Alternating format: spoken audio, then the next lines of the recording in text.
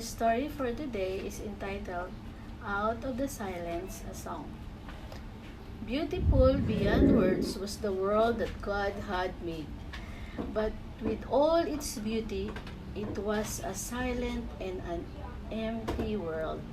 As morning dawned on the fifth day, there was not a sound to be heard anywhere, save the sighing of the wind in the trees and the gentle splashings of waves upon the ridges. No lion roared, no elephant trumpeted in the forest glades, not even one little frog, fern-covered pools, not a dog barked, nor was there any sound of human voice. No shout of a boy, no laughter of a little girl. How quiet it must have been. But God did not want an empty world or silent world. He was making it to be inhabited. All his great preparations of the first day, the second day, and the third day, and the fourth day were to make ready a home for a multitude of living creatures. So now, as the sun shines warm and bright upon the lovely flower-covered countryside and the deep blue sea beyond, God moves into action again. And God said, "Let the waters bring forth abundantly the moving creature that hath life, and the fowl that may be fly above the earth in the open firmament of heaven." And God created great whales and every living creatures that moveth, which the waters brought forth abundantly, after their kind, and every winged fowl after his kind. And God saw that it was good.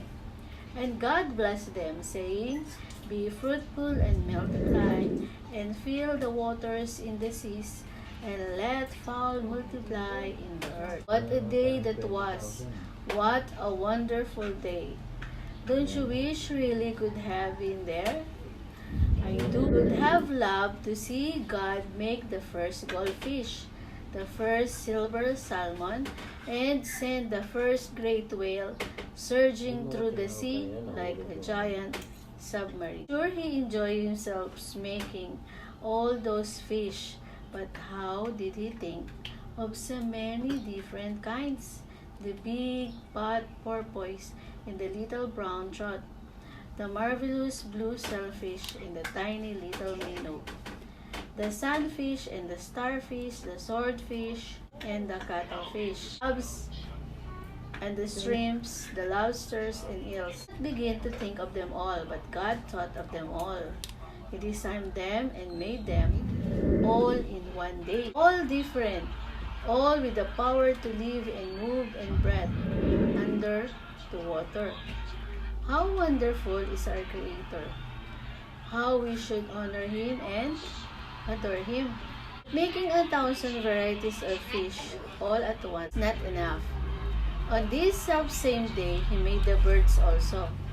His marvelous mind planning the wingspread of the eagle, the gorgeous plumage of the peacock, the gray colors of the parrot, the mimicking skill of the mockingbird, and the radar outfit of the bat. Look, just look at them.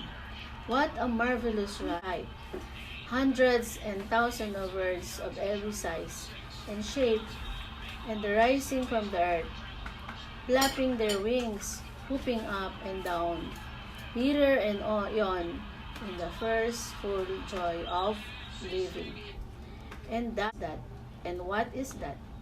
Hark, the silence is broken at last. From everywhere comes the sounds of singing. The birds are singing. The air is filled with their lovely songs.